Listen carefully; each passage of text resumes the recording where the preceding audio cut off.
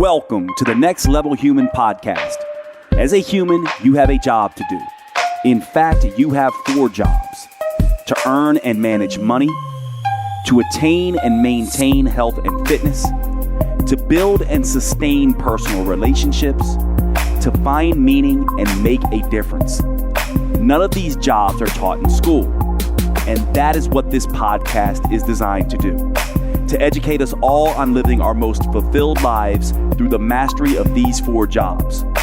I'm your host, Dr. Jade Teta, and I believe we are here living this life for 3 reasons and 3 reasons only: to learn, to teach, and to love.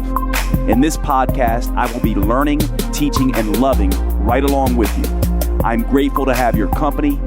Here's to our next level.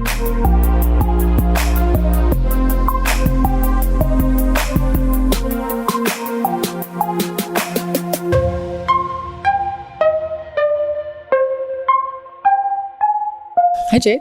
What's going on? I have a question for you. Okay. What's hard about being a man? Yeah. Okay. So, well, first, let me say before we get into this conversation, you guys might hear some noise. Emily and I are at my home in Asheville. I got some construction going on downstairs, building a sauna. So if you hear knocking and banging, that's what that is. Hopefully, it won't get too crazy. But yeah. So this is a really hard question, especially now, right? Mm-hmm. In the climate that we are in. And I would say it's a delicate question because on the one hand, there's a lot that's really easy about being a man. But when you say what's hard about being a man, I would say it's the expectations and assumptions that society puts on men. Now, here's the interesting thing, right? We could say the same thing about women. So I'll go a little bit more into that. But I think we usually say, because we live in this is not, I think not everyone agrees with this. This is a whole argument for another time, but I would say, this is my opinion, that we live in a male dominated world. And how I'm making that opinion is most of our leaders are men. Most of history has been led by men, written by men. I'm in the research world. I study metabolism. Most of that stuff has been on men. So I do think we live in a male dominated world from that perspective. At the same time, I look at it and say, okay, well, there's a lot of expectations and assumptions around what it means to be a man. And you can have 2 sides to this. And this, I think, is the problem. And I'll speak about it maybe from my point of view. So I feel like I'm a guy who looks pretty male. And when I walk around in the world, I get, sort of 2 sort of assumptions, I think, made about me. One, that I'm supposed to be more dominant, more capable, more, perhaps threatening, more, there's a power principle that is assumed about me. And on top of that, oftentimes, the assumption is also that I want and will exert that power, and that something about me, because I'm male, seeks power. And it's sort of like this thing that and that I am power and I have more privilege, and, because I'm white too, and I'm a male.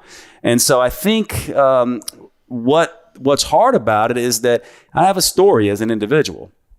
Each man has a story as an individual. Each human has a story as an individual.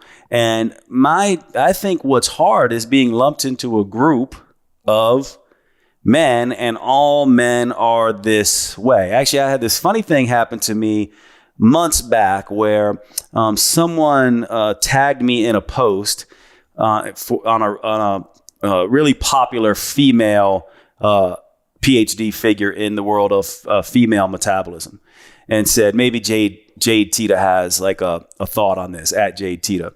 And the response back was basically, what could he possibly know? He's a man. Now, on the one hand, it speaks to this again. What's hard about being a man is that, because on the one hand, I see the point. On the other hand, I'm an individual, not just a man. And I have a lot of love, respect, work, hours in with working with women. And so on the one hand, I go, yes, you can throw me in that group and then dismiss me. And on the other hand, if you see me as an individual, you'll see my pain, you'll see my story, you'll see my my humanity.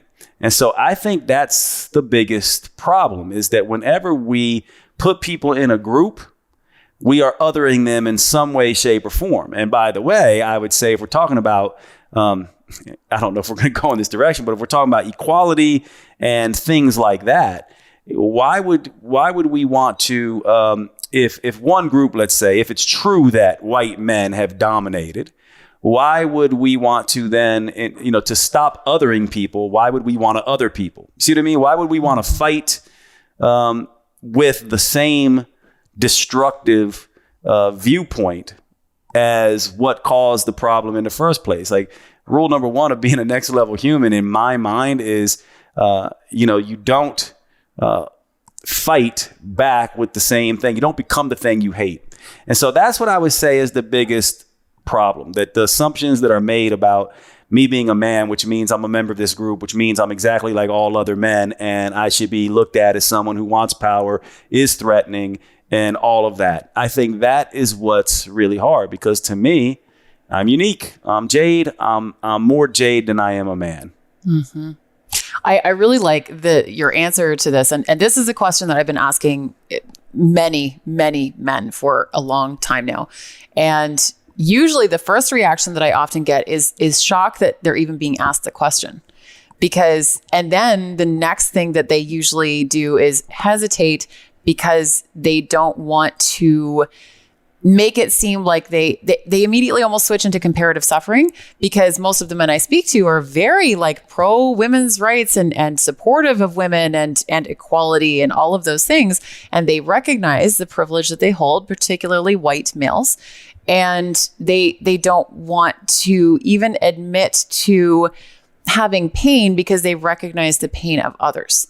And I really want to make that point really clear as well, that oftentimes I see men as a collective almost being dismissed because it's like, oh, well, it turns into a challenge of who has it worse. And then I will talk to women who feel like, well, we obviously have it worse because of X, Y, and Z reason. And it ignores the humanity that every single one of us possess and our unique stories. And it's very dismissive of people's pain in a lot of ways. And I think that we have to have more of these conversations about getting to the root of this, because I work with a lot of men, and what people often forget or don't even realize is that men are 3 times more likely globally to die by suicide. Suicide is the leading cause of death for men under 35. They are more likely to die in war. They are more likely to die at work. They by far the majority of homeless people on the street. And yet there are these groups that I think are really important and needed and necessary for women's support in a variety of areas. And we still have a long way to go in that area as well. But there's very few of them for supporting men. And men also, across the board, die younger, even just in terms of overall lifespan, because of a variety of health issues. And we can go down some rabbit holes on that too. But one of the biggest things is loneliness and isolation. They do not have the social support that women do. And we know that loneliness is an enormous health factor for people, a negatively impacting health factor. And men don't know where to go. Men do not often have, even with other men, they don't even have the conversations with each other a lot of the time, much less with other people in their lives. And we have to look at some of these issues, because this is not one-sided. We have to, if we're going to approach the world with compassion and humanity and team human, as you talk about, and really trying to take a nuanced, well-rounded approach to the complexities of the human experience, we have to make men part of this conversation.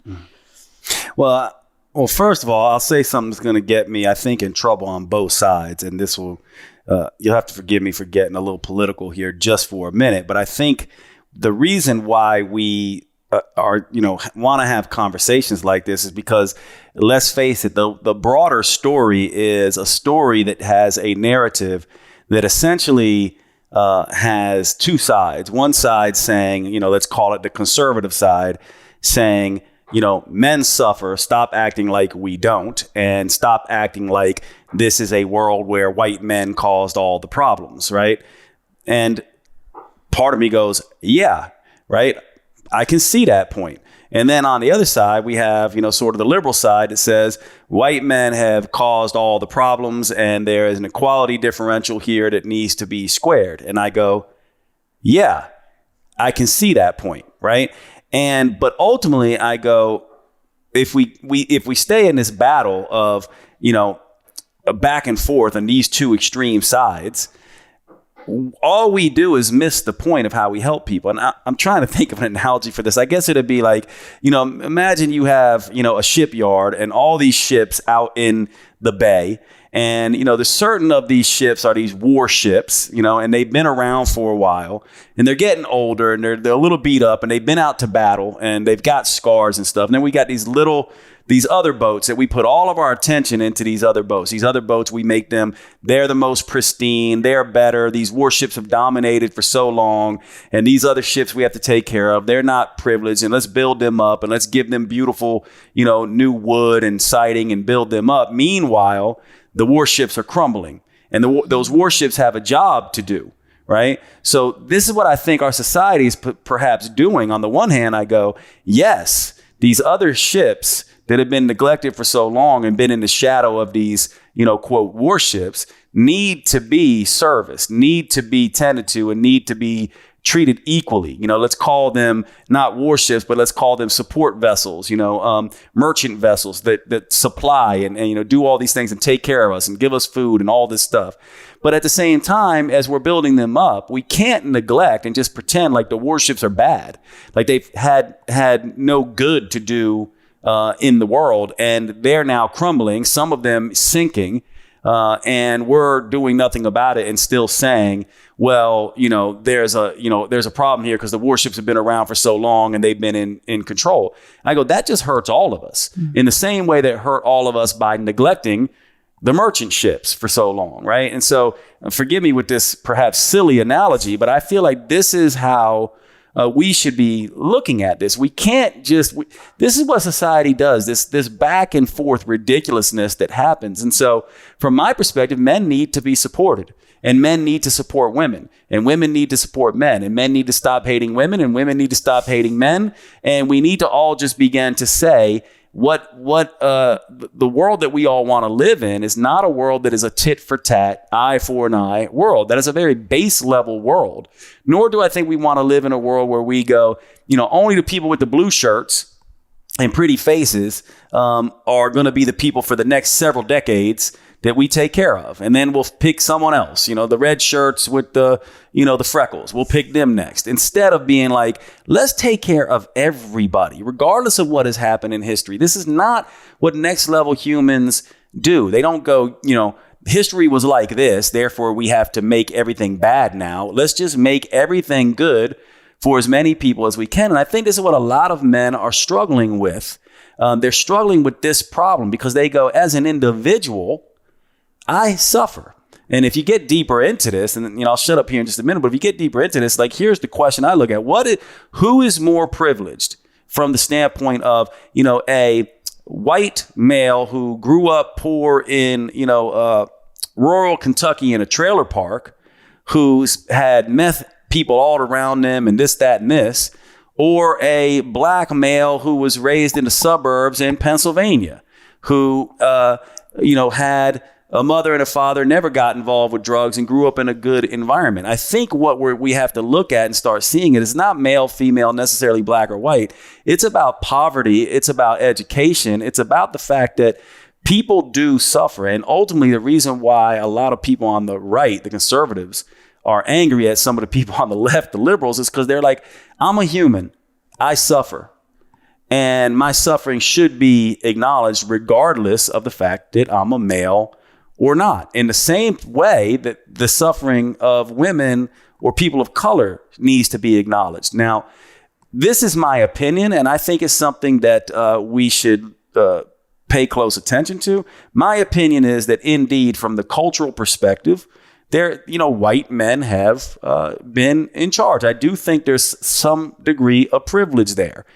However, when you really get into the philosophical debate of privilege in men, I think you have to say this is way more nuanced than what we're thinking. Like what you're saying with those statistics is you're saying a lot of these boats are sinking and a lot of them are struggling.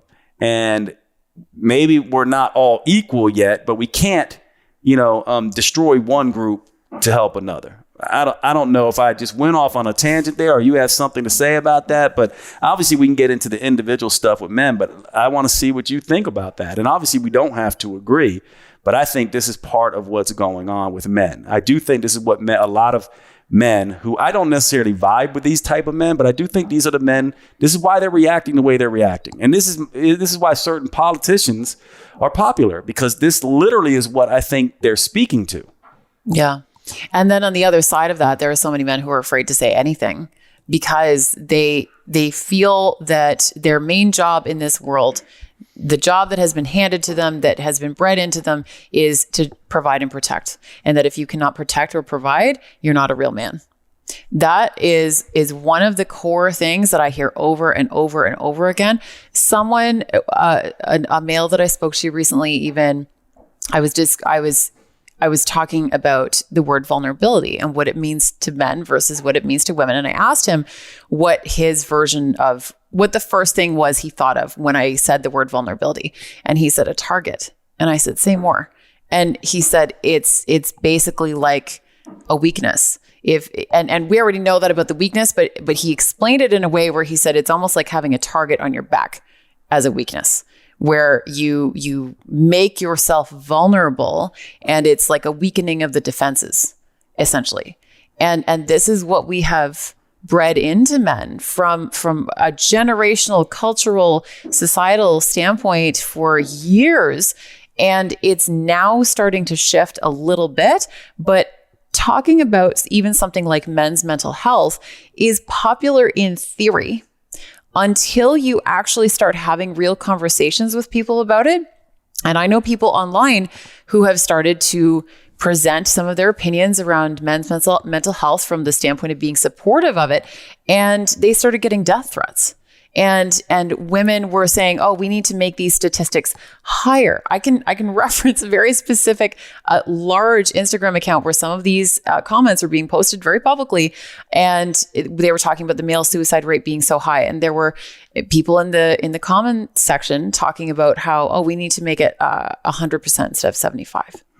And that level of not only a lack of compassion and there's some hate in there and bitterness and all of those things. I get where I guess that's coming from, but how can you call yourself a human and treat your fellow human that way? I don't care who they are or what color they are. We can't approach things that way. And the more women I speak to about some of these issues with men and providing more nuanced understanding of men and why they maybe show up a particular way, why they may, it may feel like to the women that they're being hurt by men or something like that. I am not excusing anyone's behavior. Again, I don't care who you are. You have to own your shit. You have to take responsibility for yourself, and you have to do whatever you can to show up in the world as the best version of yourself that you can be for everyone's sake, because we're all connected. But when we can bring more understanding to this, some of the women have actually been coming back to me and saying, wow, it makes me want to give men a lot more grace as I understand more of who they are and how they have been raised and the expectations that the world places on them. And that to me is incredibly gratifying to hear, because then that will hopefully open the door to more conversations and curiosity, as opposed to making assumptions when somebody shows up a particular way, especially a man, as opposed to jumping to the conclusion of, oh, he must be showing up this way because he's an asshole, or whatever the immediate reason is that goes on in our heads. Instead, asking why and how did you end up this way? How did you approach this decision? What went through your head when you came to this decision to show up this particular way? Whatever it is, like, start asking questions, and without the the judgment attached to it, because you can show up with curiosity dripping with judgment. That's not going to be useful. We have to create more openings and ask questions where people feel safe enough to be able to open. And a lot of men, in my personal and professional experience, do not necessarily feel safe enough to open, because sometimes when they have in the past, it has been either used against them or told that that wasn't a real reason. Or maybe when they were a kid, it was, like, man up. Don't be such a pussy. Like, there are all of these things, like be man enough. There's all these cultural philosophies that we have adopted and just accepted as okay. And then we're looking at men wondering, like, pointing the finger at men, and very quick to blame men for a wide variety of different problems without ever really offering them real support or asking the questions as to how we can change some of these systemic issues on a larger scale. Yeah, I mean, I just keep coming back to the fact that the problem is that this is what we do. We should not be talking about men and women. We should be, we should not be talking about black and white. We should be talking about humans. What we do is we treat people as political abstractions. We treat people as gender abstractions. We treat people as race abstractions. And so from my perspective, I don't even like getting into the discussion about men are struggling this way. Because what that does is it brings up women are struggling this way. You go, well, blacks are struggling this way. And what it brings up is, well, whites are struggling this way. The fact of the matter is, if this brings up this idea, if women are struggling, then the culture is struggling. Team human is struggling. If men are struggling, then the culture, team human, is struggling. And if black people are struggling, people of color are struggling, then white people and the rest of culture is struggling. And this is what people don't understand. So I don't even really like to have the conversation of this back and forth about women are struggling this way and men are struggling this way. I just go, we are humans and we suffer. And the fact that we can't see that just because someone happens to be a man is absolutely terrifying to me, really. And I'll throw something else out here for all of us who are listening to this conversation. And to me, it is hard. Look, the bottom line is we humans like things to be the way they are. We have these beliefs that society is solid because of certain things, whatever they might be. And there's a certain subset of our society that thinks family, male, female dynamic, family dynamics, all of that is what a family is. And I just go, my opinion, just try this on, everybody. You don't have to agree with me, but my opinion is this. We are one family and humanity is evolving. We are evolving. And if you look close at how we are evolving, you're starting to see, right, that there used to be a thing where races didn't mix, at least in America. Now you see lots of interracial couples. Now you see more and more people who don't have the same problems. And you look at them, you can't even tell. Are they black? Are they white? Are they, part Asian, whatever? We're starting, and this is going to begin to be even more. Take that out 100 years, 200 years. You're going to start seeing everyone is starting to look like one race, which I think is a beautiful thing. And a lot of people, I think, can go, yeah, Jay, that's a beautiful thought. But they also don't understand this. To me, I go, let's take gender, too. Also, we're evolving in this way. Many people are wanting to express gender in different ways. There are some women who have more masculine tendencies, despite being cis hetero, than some cis hetero men. And we know this. We can see this sort of gradation here. And instead, we want to continue to go, no. Stop evolving into this one race thing. We have to be black and white. Or no. Stop, this gender sort of thing. We have to be one gender or another. And for me, and I'm saying, I know these are hard questions. And I know that a lot of men and a lot of women are trying to resist this. And I just go, sorry, but this is where it's going. I don't care what your thought on it is. This is where it's going. I don't care if you're scared of globalism. That's where it's going. I don't care if you're scared of race mixing. That's where it's going. I don't care if you're like worried about like gender mixing. That is actually what is happening. And from my perspective, I go, this is human evolution. Why do we humans continue to try to separate ourselves constantly? It's from a spiritual perspective. And by the way, this is a big pet peeve of mine. From a spiritual perspective, to me, spiritual at its very basic level is simply an acknowledgement that you are me, I am you, and all of you listening, we are them. We are one family. We are extensions of, for lack of a better word, one consciousness in a sense. And so to me, I go, until we start understanding that and stop othering people, and othering people is going, that's a man, he's this particular way. If you're doing that, I get it. I 100% get it. And you probably have some really good reasons. Some people have some very good reasons. They've been traumatized by men.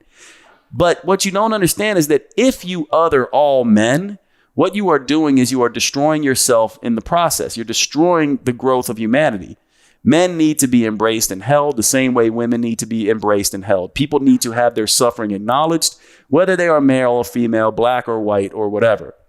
So from my perspective, I think we get into trouble, and even you and I do it, right? We get into trouble a lot of times when we continue to talk about male, female, instead of just going human. Now, obviously, there are some issues and generalizations we can apply to male and female. Certainly, I have studied for most of my career the differences in biology, which are very real between male and female. But the fact that they're not hard black and white lines, there is a large continuum here.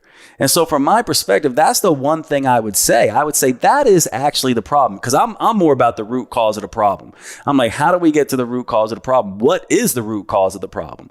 The root cause of the problem at its very core to me is the illusion that we are separate, that women are somehow better or worse, different than men, who are better or worse, different than women. Instead of being like, men and women are two sides of the same coin. They cannot exist one without the other. They are 1,000% dependent on each other like any ecosystem. One goes down, the other suffers. Plain and simple. And society suffered at a time where women were suppressed. Think about any ecosystem. The more diverse the ecosystem is, the healthier it is. Society suffered greatly as a result of that. Why would we want to repeat that by flipping the script?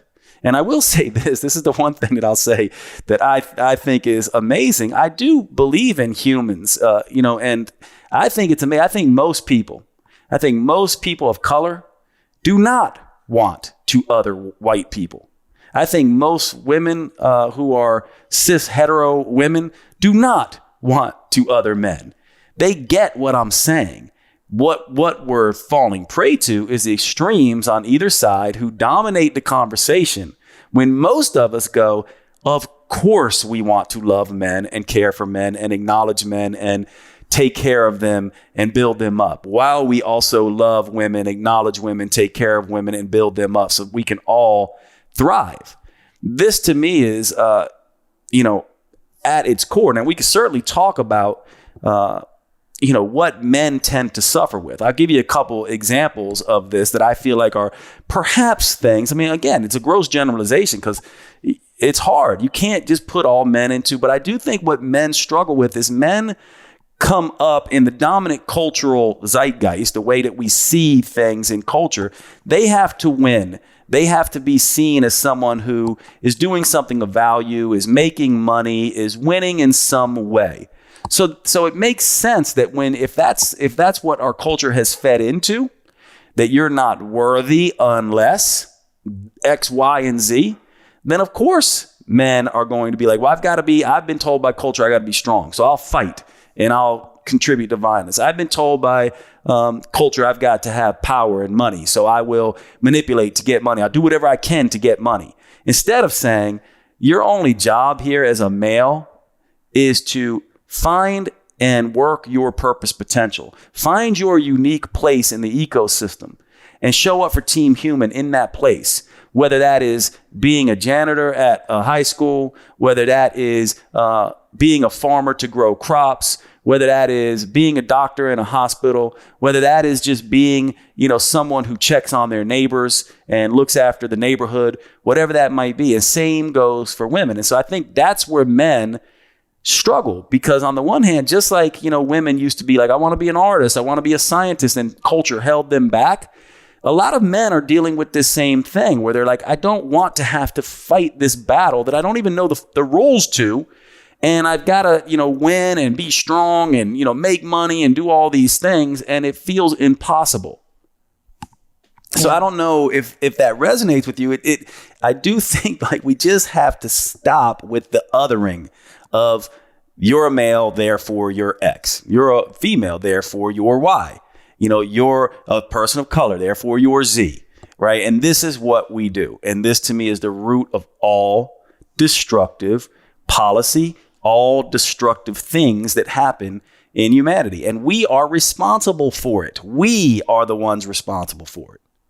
And yet there is, in any evolution like this, there is going to be crossover phase. So let's say that you're right. And I do agree with you, especially in the sense of like the evolution that humanity is undergoing, and the fact that really like we are all connected in ways that we can't even fully comprehend consciously.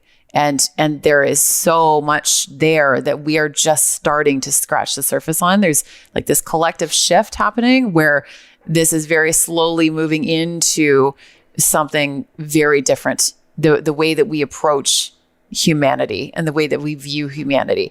I do think though that there's always going to be this crossover period where we have to address these, I don't want to call them outlier groups because it's not outlier groups, but we have to address these more core underlying issues to shine a spotlight in the areas where there are shadows, to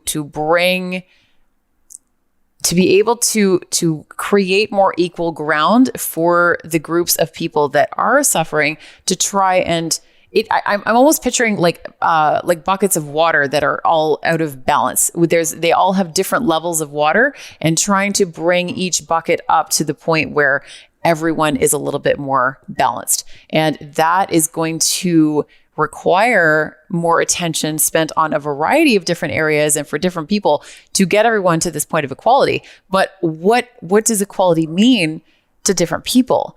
And this, I think, is one of the issues that a lot of people are struggling with as well, is because women in particular can talk about shattering the glass ceiling, but what about falling through the glass floor?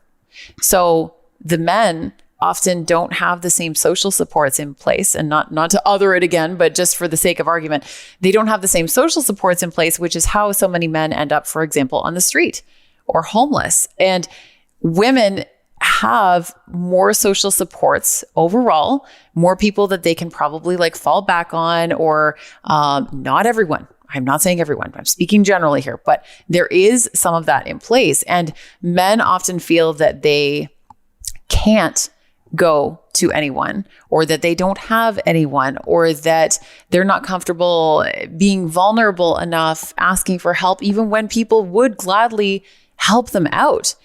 And these are issues that we all play a role with. I'm probably going to get in trouble for saying this too, but a lot of times when women say to me, if they're complaining about men as a gender or whatever, and I'll point out to them, who raised these men? Who raised these men? Statistically speaking, there are, and I don't have the statistics in front of me, but there are an enormous number of households that are single parent households, mostly run by women. That is problematic for a wide variety of issues, many, many issues. But then don't be so quick to point the finger again. When we point one finger, there's always three more pointing back at us. And we have to take responsibility for that too, and ownership for that. And the fact that we all are playing a part in this. Everyone is playing a part in this. And if we don't all start to take some responsibility and to show more compassion in these areas, things will remain the same. Let me interrupt the show just for a few minutes because I want to tell you about one of our sponsors, Evolve Telemed. One of the questions I get all of the time, one of the services that you are asking me for constantly, is hormone replacement therapy. Women going through menopause, women going through perimenopause, women in postmenopause, women under stressful situations who are dealing with low sex hormone levels, estrogen and progesterone, are constantly asking me about progesterone therapy or estrogen and progesterone therapy. And men, same thing, constantly asking me about testosterone replacement therapy. Plenty of you, many of you, always asking, Jade, can you prescribe me hormones? I need testosterone if you're a man, or I need estrogen and progesterone or testosterone if you're a woman. And I always have to say that I am no longer seeing patients in this way because my educational duties are keeping me so busy. And this is where Evolve Telemed comes in. I have been looking for a company that does bioidentical hormone replacement therapy, and that is critically important.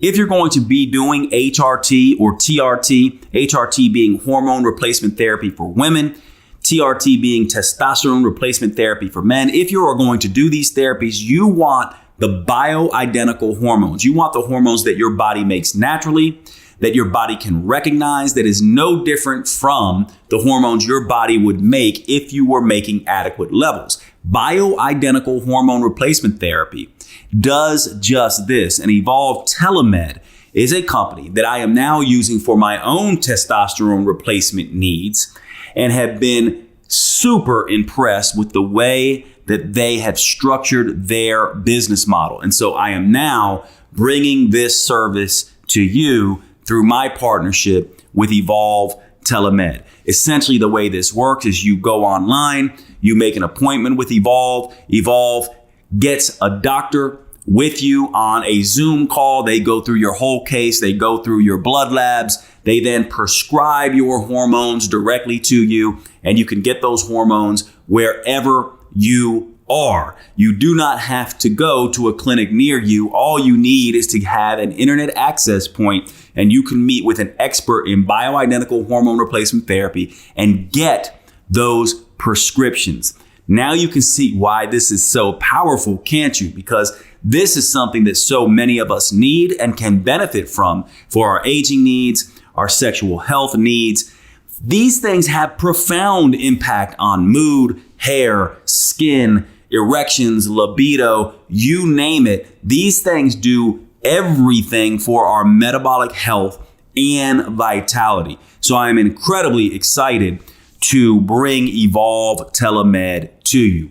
Now, the link that you go to is drjade.com/hormones. drjade.com/hormones. This will bring you to the Evolve Telemed portal. If you use the code Next Level, you will get a discount on checkout for your first patient visit. I'm very excited to be able to bring this to you, and I hope you will use Evolve Telemed. I know you're going to find it extremely powerful to move your hormone needs over to them. Check them out, Evolve Telemed. Use the link drjade.com/hormones. drjade.com/hormones for Evolve Telemed. And let's get back to the show. Yeah, well, this argument that you're making is a very popular conservative argument, meaning that the degradation of the family is the problem. And who knows where that started, right? Like, I don't know exactly. And this is another argument I think that conservatives might make. No one necessarily knows where this started. It is the reality. And even if we did know where it started, right? Even if we go back and we go, oh, in history, we can pinpoint it right here. And it was this group of people. But now we're 200 years ahead and none of those group of people are around or alive.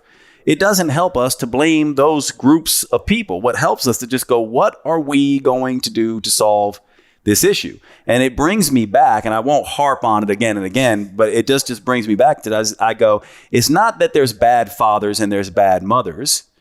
And I won't even say that it's because they're bad people. I'm going to say it's because our nature, we still have not figured out that it's not eye for an eye.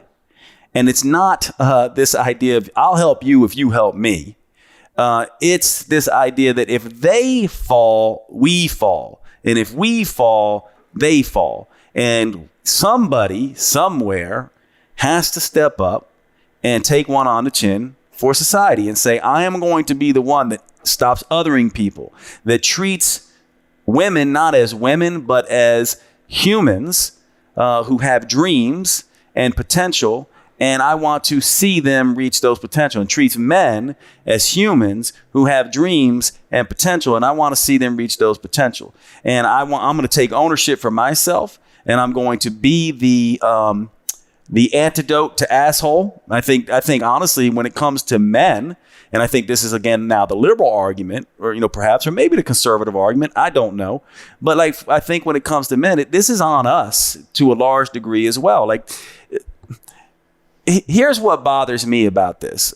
I don't like the idea of and some of you listening might just be like, oh, well, this is a typical guy thing, and that's okay. Let's have the discussion and let's have all the judgments. But I don't like the victim way of approaching this. Okay. I don't like being like, oh, woe is me, men are in trouble. I also don't like it's like, oh, woe is me, women are in trouble. And I don't necessarily like, oh, woe is me, people of color are in trouble. I look at it like we are all in trouble if one of them are in trouble.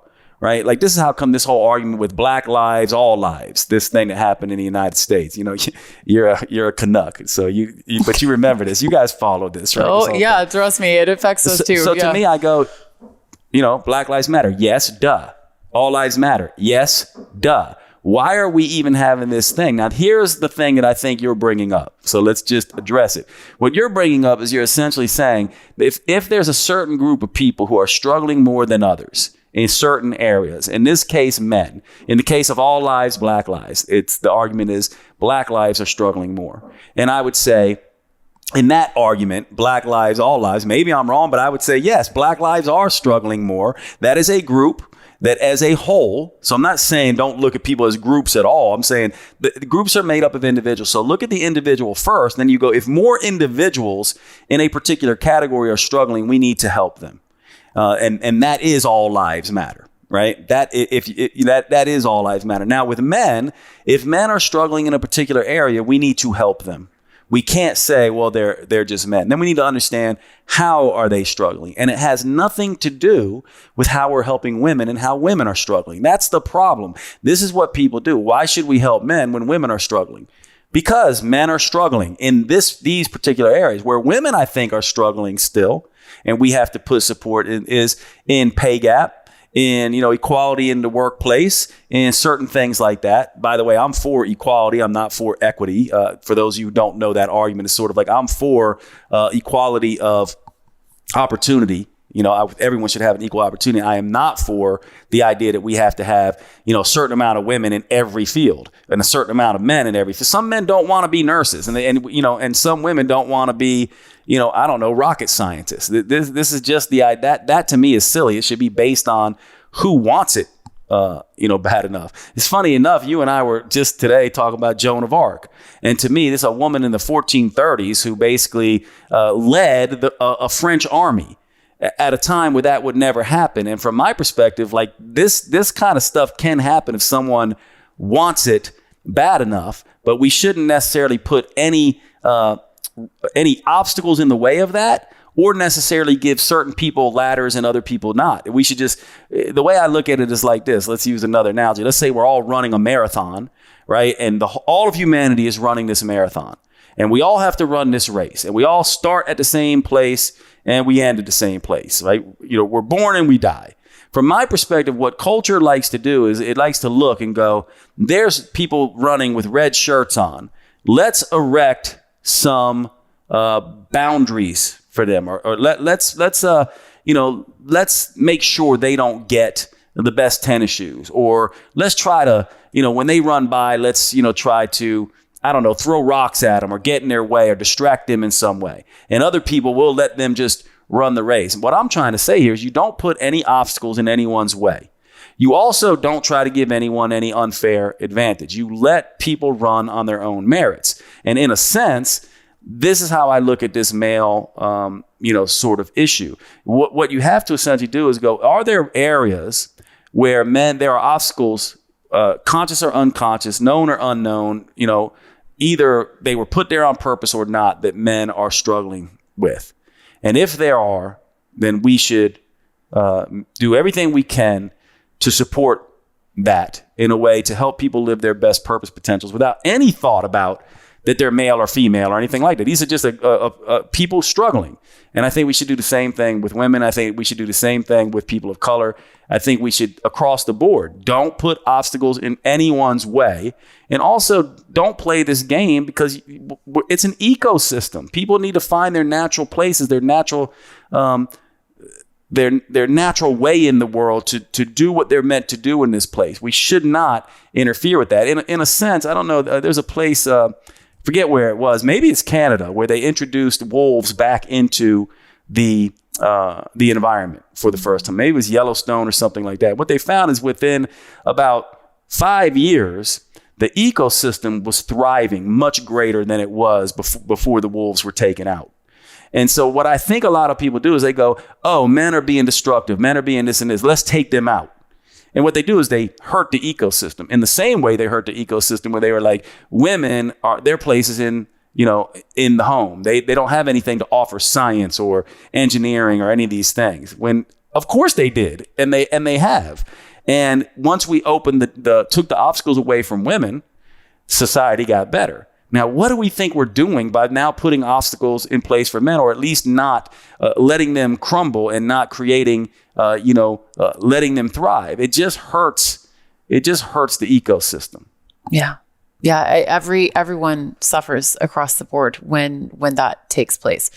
We really need to start taking a look at the different aspects of this and really going inward to better understand the deeply held beliefs and stories that each one of us is carrying with us that are not necessarily anything that we consciously created, but what was given to us either by parents, society, culture, whatever that is. These stories that we hang on to that are really damaging when we start to look at people through a particular lens.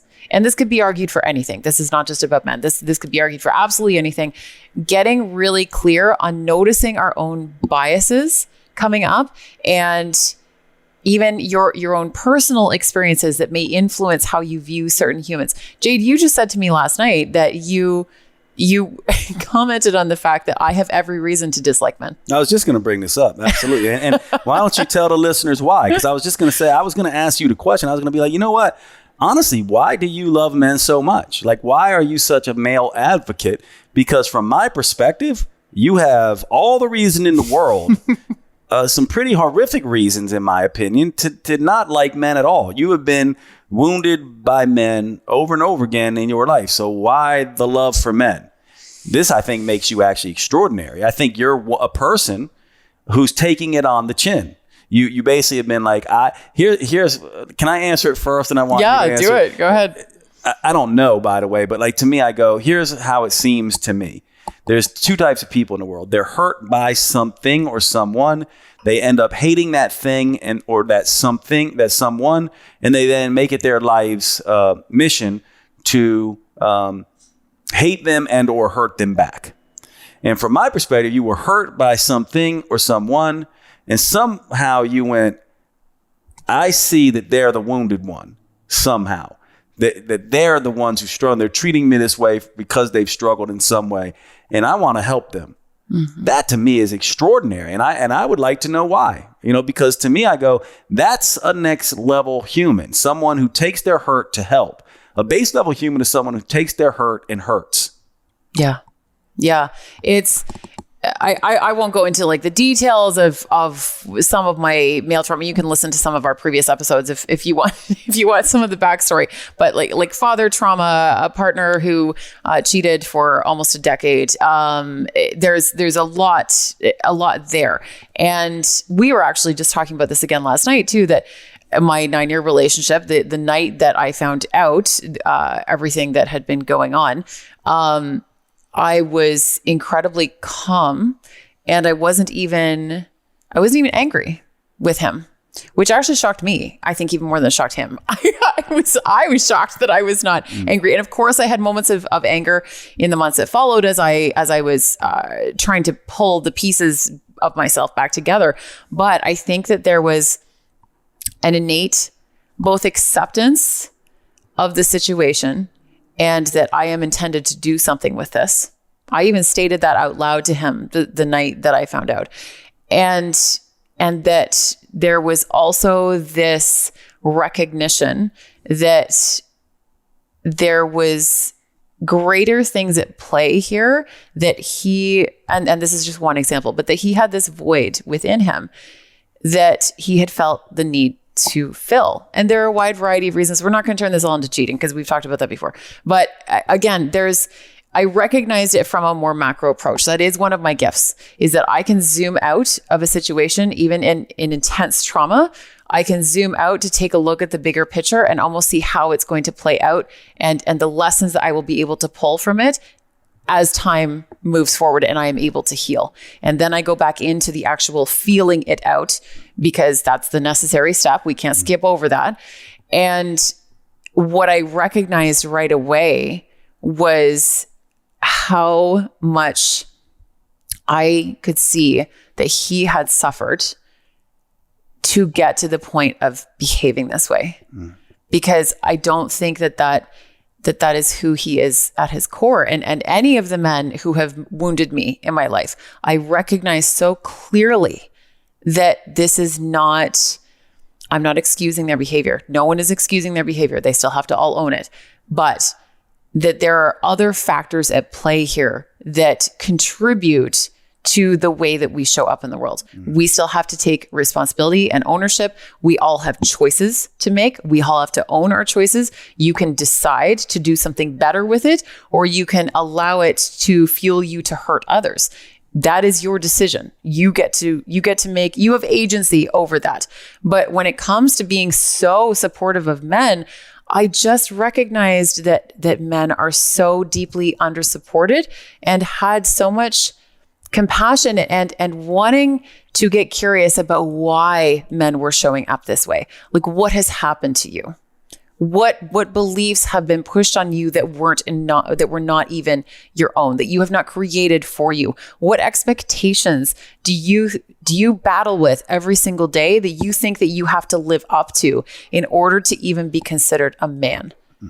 And when any man falls outside of the stereotypes that have been created, they are considered less than as a human. And we just don't, when we view it that way, it has to change something in you. I almost don't know, like there is someone, I run a men's group, and I have had more people reach out to me about the men's group saying that they get almost emotional sometimes watching me launch it. And there was one female friend of mine where she said, "You are the only woman I know who can look me dead in the eye and tell me with such true honesty, to the point where I really believe you, that not only are there good men in the world, there are so many good men in the world." And she said, "You are the only woman I know who can look me in the eye and tell me that. And I believe you." Yeah. Because you have to be able to spot the good in people. That does not mean staying in shitty relationships because you see the potential. So there are very clear lines here. Like, you have to have boundaries around this. You still have to be protective of yourself a little bit, like showing up in a beautiful way and letting the chips fall, but not letting yourself be walked all over either. There are boundaries and stuff that need to happen here. But when you look for the good in people, and you recognize those qualities in them, and this applies to anybody, and you allow those qualities to bloom by communicating to them that you recognize it and complimenting them even. Men are starved for compliments. Starved. There are men that I know who, if they get one compliment 16 years ago, they will still remember it to this day, because they literally do not get complimented the same way that women do. And it's things like that. When you recognize someone, a beautiful quality about somebody, tell them, like, communicate that to them. We've talked about this too, that I always tell past lovers of mine, even after I've ended things with them, I will sometimes even write them a handwritten note. I've been known to send a handwritten note, letting them know all of the beautiful qualities that I recognize in them, even if they hurt me, even if they maybe didn't so-called deserve to have that pointed out to them, because my soul still recognized those beautiful qualities in them.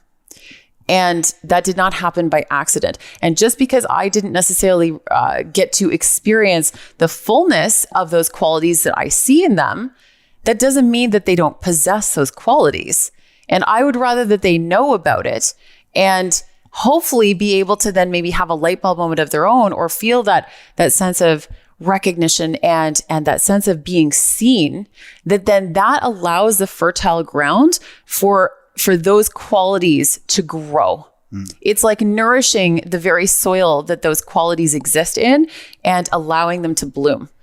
But when we just instead move through the world focused on our own hurts, that is not love. That is not love. You cannot call it love when you have placed expectations of reciprocation and acknowledgement on those qualities, or on the way that you show up for other people. You show up for other people the way that you feel proud of showing up in, and with the compassion and love. And I'm not telling anyone that that will come back to you from that direct person, but it will come back to you tenfold.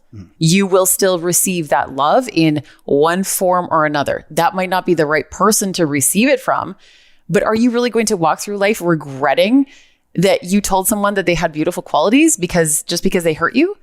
I won't. Yeah, what you're doing there is you're being the spiritual antidote. You're essentially recognizing on some level, whether conscious or unconscious, that you have a choice, and that you can either go, there's several different ways to look at this, right? You can be like, you hurt me, I hate you. Mm-hmm. You can hurt me, I don't care. I'm not going to hate you, but I don't want nothing to do with you. And you're going one step further and saying, you hurt me, and I'm going to give you an example of what it's like to love someone, because maybe you've never had that example, perhaps.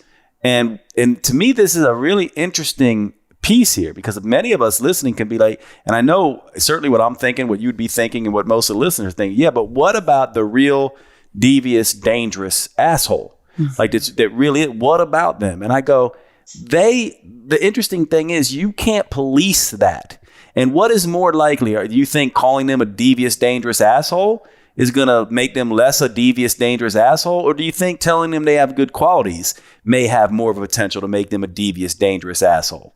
Now, I don't necessarily know that either approach is going to make a difference, but I'll put my money on the other one having the potential to change the course of this devious, dangerous asshole's way of being. Certainly calling someone a devious, dangerous asshole, my money is not on that approach. And this is why I actively refuse to use the term narcissist.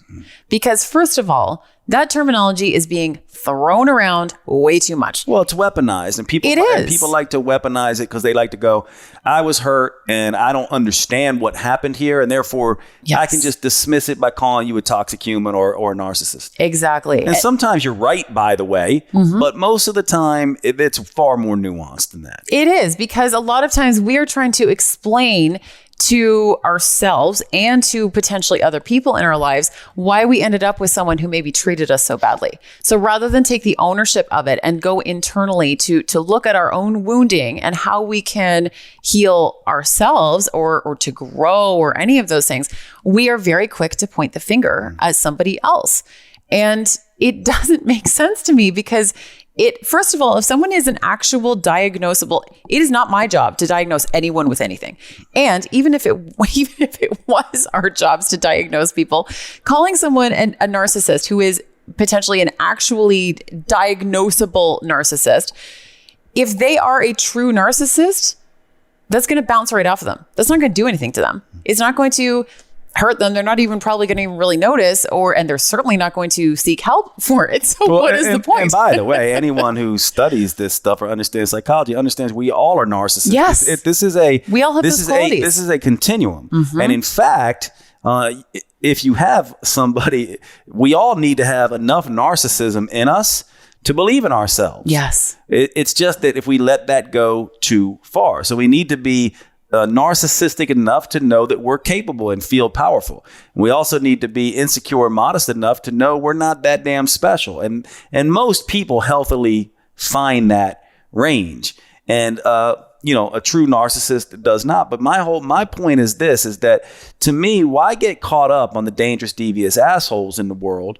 Move on. Put up boundaries, go on to the next one, and don't. This is the thing that I use this quote a lot lately. It's one of my favorites, and I thought it was by Ben Offer, but I cannot find this quote. But it goes, the purpose of evil is not to hurt you. The purpose of evil is to make you do more evil. So when you are in a relationship with a man who's a devious, dangerous asshole, and you get out of that relationship with that man and then move into your next relationship with a man, or see your girlfriend in a relationship with a man and then paint that particular man in the same colors as the man who was the devious, dangerous asshole, you have now become the devious, dangerous asshole, in my opinion. You have actually passed on the evil that was perpetrated on you, which by definition is evil, if you look at this quote this way. So I think this is ultimately what we're up against. As next level humans, aspiring, people who want to make the world better, we have to be the ones to take it on the chin. And I guess to wrap up this particular conversation, I want to ask you a couple questions, and then maybe I can, I'll answer it as well. But so here's the thing. So then two questions here. One, what do you think are the major struggles of men? And then I go, because you're so gracious with men and forgiving for men, at what point do you just go, fuck this dude? This guy is an absolute horror story, a dangerous person, not a good human, not someone, he's a man. Like, at what point? And because look, let's all be honest as we're having this conversation, those people exist. So, those two questions, I'm curious. So the first one was what are some of the biggest struggles with men? Yeah. I in your opinion as a woman, because you'll see it different than I might see it as a man. And of course, we'll see it different because of our context. We're both, you're from Canada, you're a white woman, I'm a white man from the United States. Like, if we had a whole group of people, and it'd be perhaps near infinite ways of seeing it. I'm just curious how you see it from the context of someone who's studied this deeply, your own personal experience, and having many conversations with women. I would like to know, and I'm sure a lot, the men listening to this would like to know, how do you see it? What do you think the real struggles are for men? And then I would like to know, when you're dealing with a really dysfunctional, destructive, dangerous man, perhaps any of those variations, how do you deal with that? How are we supposed to deal with that? I think that and this is from both personal and professional experience, one of the struggles that I have seen from men is that, and this presents a lot of different issues from a lot of different angles, is that men truly are fixers. I'm speaking generally here. I'm sure there are some who aren't, but very generally speaking, men are fixers. So when women go to men that they're in a relationship with and they are venting about something, I hear about this more times than I can count, where they'll go to their male partner, and they're just venting about something, and the male immediately tries to offer a solution, and then the woman gets really pissed off, and I'm like, okay. You have to understand where he's coming from. I said, first of all, it's up to you to communicate your needs. So if you want to just vent, you need to explain that to him. Let him know you are not looking for solutions right now. You just need to vent. And if you communicate that to him, he will probably be totally fine with it. So give him that chance, as opposed to just assuming that he should already know better. Tell him what you need. That goes both ways, but just for the sake of this argument. And then I said, you also need to understand that the deep-seated need where that is coming from is that men want to move mountains for you. They want to move mountains for you. They want to make sure that you feel safe, secure, protected, that they are able to provide for you. Again, I'm not saying that that it's right necessarily, that these are the stereotypes that men seem to operate off of culturally, because I think it can also be damaging to them. But there are really beautiful qualities threaded into that they want to move a mountain for you. Let them. Sometimes you have to let them. So But I think that can be a really big issue when men also will enter relationships in particular with sort of the nice guy syndrome, the going along to get along, the going with the flow, not wanting to communicate and not having necessarily the same practice or skills at communicating, because we quite literally raise women differently in this regard. Women have a lot more opportunity to practice this. And I've talked to so many men who say, I don't even want to communicate sometimes with my partner because I know that it will start a fight and that she will beat me in the verbal argument every time. And I'll feel like I wasn't even able to get my point across. So it's actually just easier because I'd rather not cause an issue and cause a disagreement. So I just let it go. And I think that communication can end up being a really big issue for a lot of men. The men who maybe don't know what they need, or they maybe have an inkling as to what they need, but they don't know how to communicate it, how to get it across. And just like any other human being, men struggle with the same issues that all of us do in terms of fear of rejection, abandonment, some of those really core issues that can present and show up in relationships. So I think that when it comes to, and I could go on all day about the number of things, I also strongly believe that men need other men. And I say that as a woman running a men's group. Men still need other men. And in my men's group, I am very intentional about having them connect with each other outside of the group even. That's part of their homework, because they need other men. They can not only, just have women, just like women need other women. It is interconnected. We all need each other for different reasons and in different ways. And so many men feel like they don't even have a guy friend to reach out to.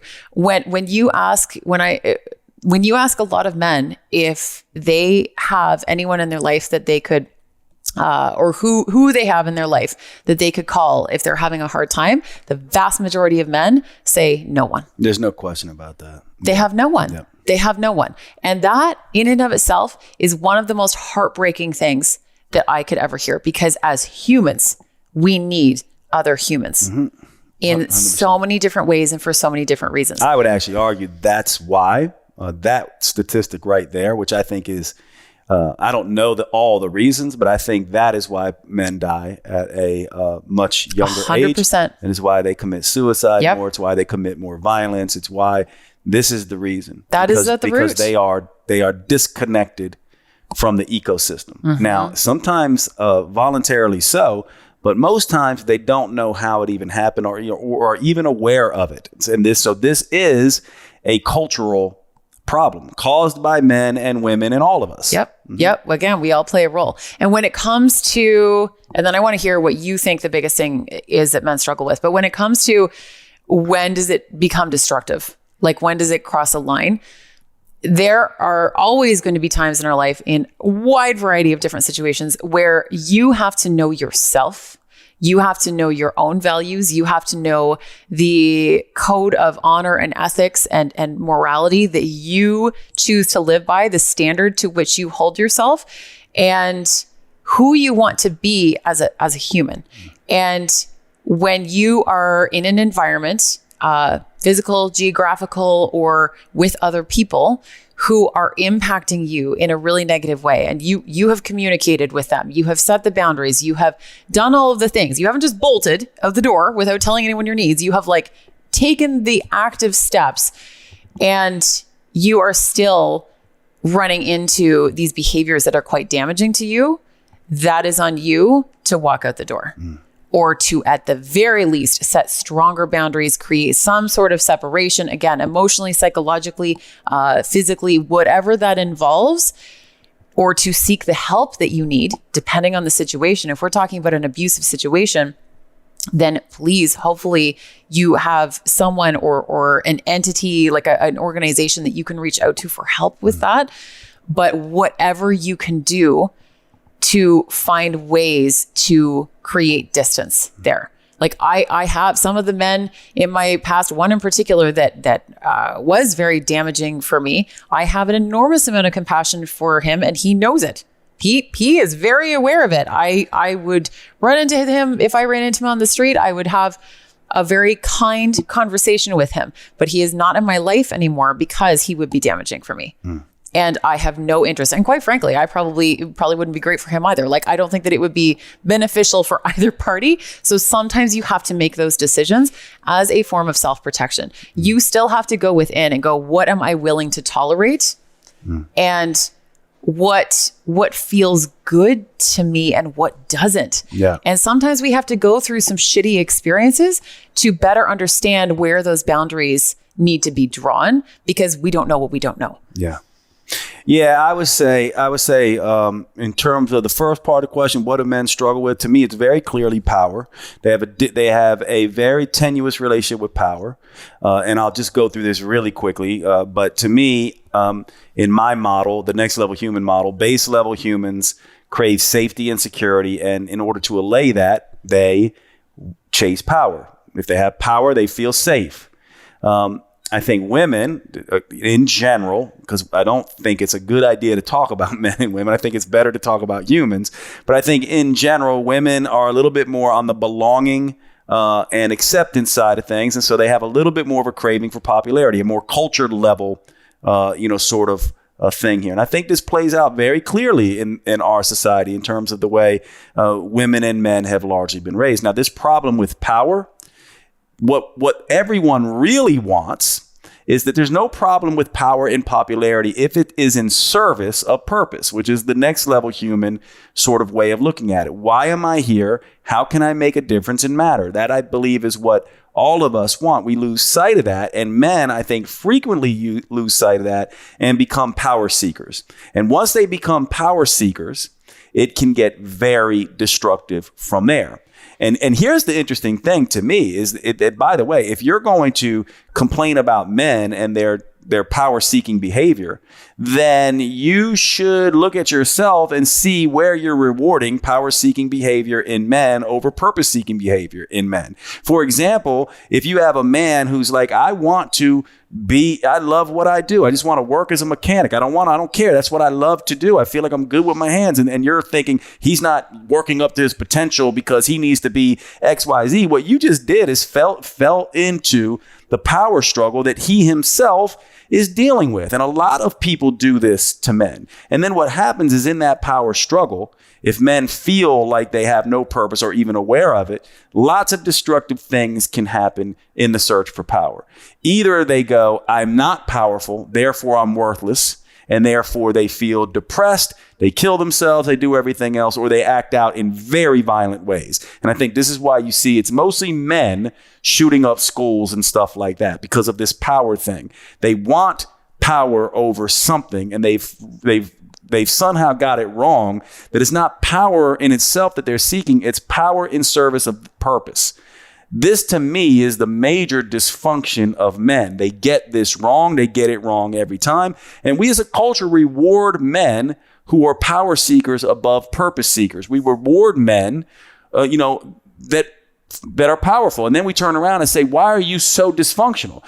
And we don't even look at ourselves being like, we've created a whole thing that men are supposed to be powerful. So what do you expect them to do when they don't know what purpose is and they're just chasing power? They're going to be sick. They're going to be depressed. They're going to commit suicide. They're going to lash out. They're going to do stuff that's not necessarily in their best nature. And partly, this is, for me, I go, we as a society and we as individuals need to take some ownership of perpetuating that. Mm-hmm. Now, on the other side of things, if we have a man who's lashing out in this way, it's we have to do everything we can to see people as their best level human selves. All we can do on the one hand is go, I will stop this behavior.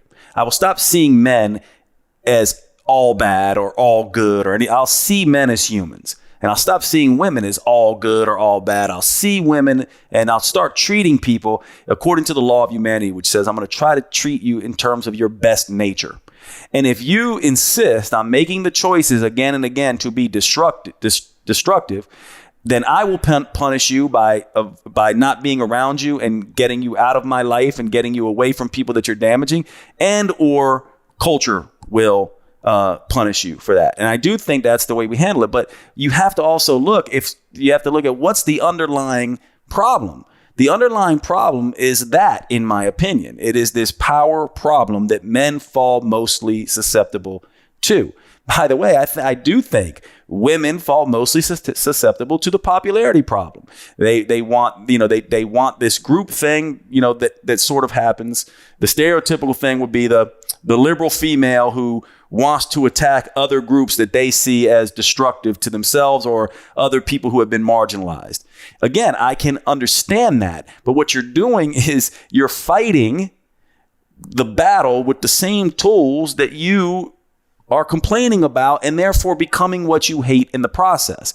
And instead, you need to relinquish popularity and this need for connection and belonging for purpose to be like, what is it that I am here to bring that benefits all of us, not just this particular group, that benefits the ecosystem? For me, that's what we all need to focus on. And that's what I would say is the major issue for men. Yeah. Yeah. The power and purpose part, I think, is really important because I definitely see that play out. And that's why there's this whole culture built around, like getting the money, like you were talking about earlier, like getting the money, the success, getting all of these very sort of stereotypical pieces put in place. But there's a sense of self-worth that is almost up on that mountaintop that I think that a lot of men feel they can't access until they hit all those things. Well, look at it like this. Here's an example I think that might make sense to some women. Now, imagine most women are very aware of the fact of how stifling it must have been for their ancestors and for a ton of modern day women that you have to stay in the house. You cannot chase your dreams. You have to take care of kids. This is your role. It is absolutely horrifying that we did this to women and had laws in place and all kinds of things in place to make that the common ground.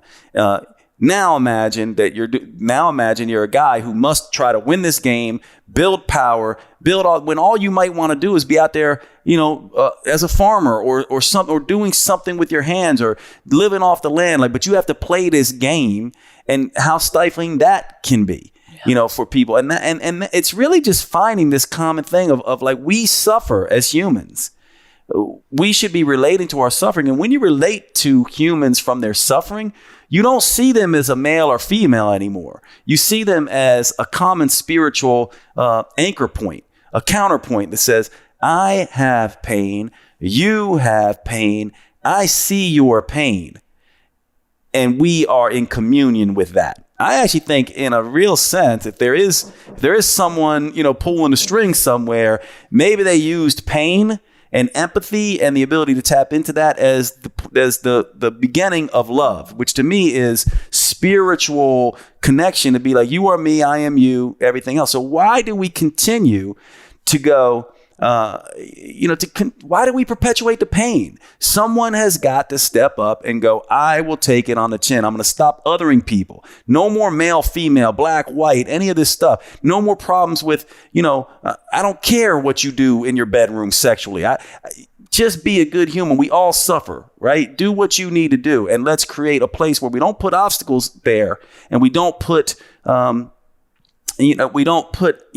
obstacles in place, and we don't give people, ladders and other people not. We just, try to say we're all on the same team here. And this is what I would say is what we all need to be thinking about. But this is not a discussion, this is a discussion that we're all going to be having and watching for a long time. So I don't know if you have any final thoughts that you want to finish with. Well, I think that everything that you just stated there about how to, I think that ultimately we need to continue to focus on alchemizing pain, because we're all going to have pain. We are all going to suffer, every single one of us.